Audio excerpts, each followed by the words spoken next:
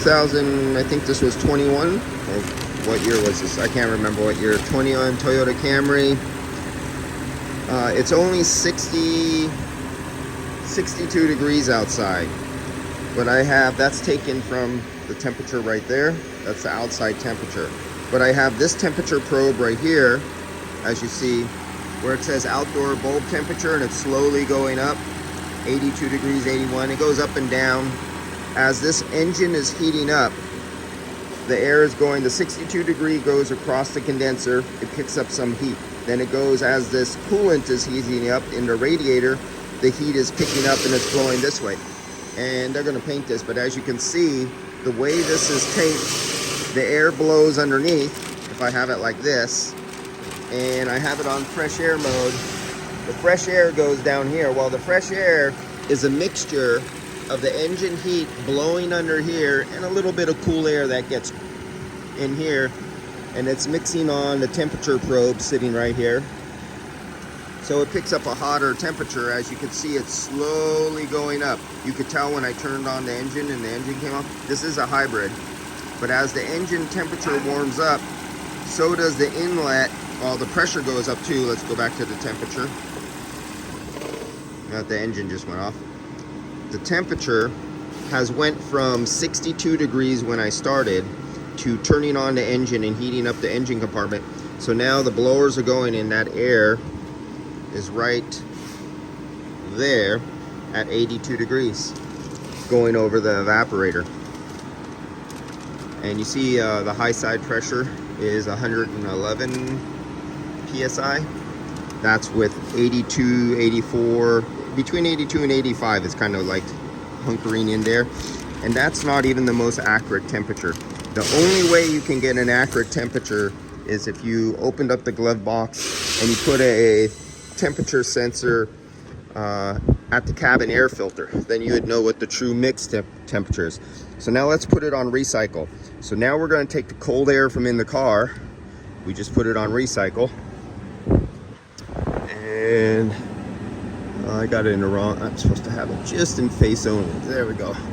We take the temperature from the car, and now it's recirculating back over the evaporator. So it's going to no longer take, and you can see the temperature dropped right there, right when I hit the button into recycle. See it go right there. Now it's down to 37 degrees. Now let's go look back at the pressure. And you can see the high side pressure, because we're no longer removing much heat out of the air. That 82 degree air, see out here it's still registering 80 degrees right there, but it's not sucking in that air no more.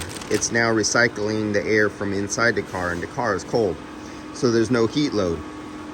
So you see the pressure down to 26 psi.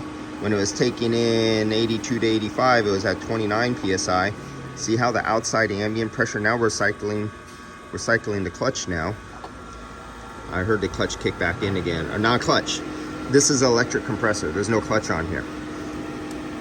I can hear the kick out and the kick in of the compressor. Now watch it.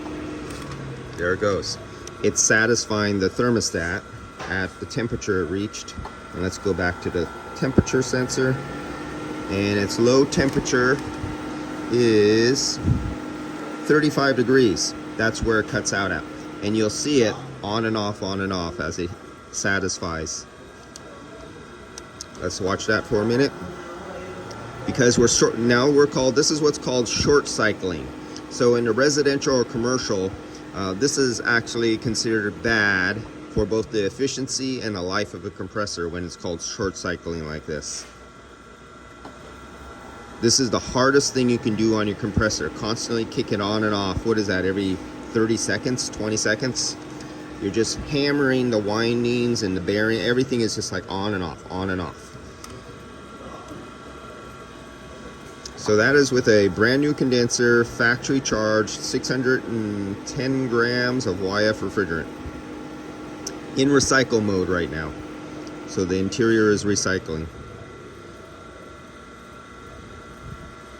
And take a look at the high side pressure. You can't get a superheat or subcooling because it's constantly moving, and you can't take a correct superheat and subcooling unless you have a steady state. Okay, so let's try to force it back into a steady state again by putting it on fresh air mode, and we'll be taking in this 80 some degree air out here. Let's take back a look back there. You can see the high side and low side pressure as the electric compressor kicks on and off. Okay, so now I'm going to go hit the recycle button, put it on fresh air. And we can see we're getting cold. So let's take it out of recycle. Now we'll take that 80 degree air out there, and we'll pass the 80 degree air over the evaporator. Now, slowly watch the high side.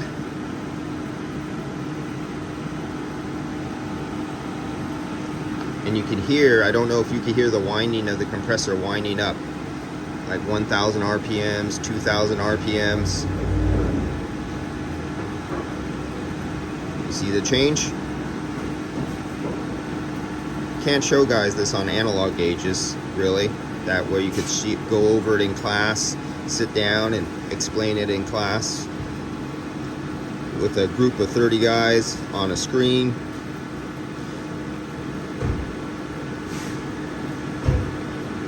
Now you can see our superheat and subcooling are steadying out and becoming steady because we're at a steady state. We're under load. As you can see, we have 86 degree, 84 degree air being sucked in over the evaporator.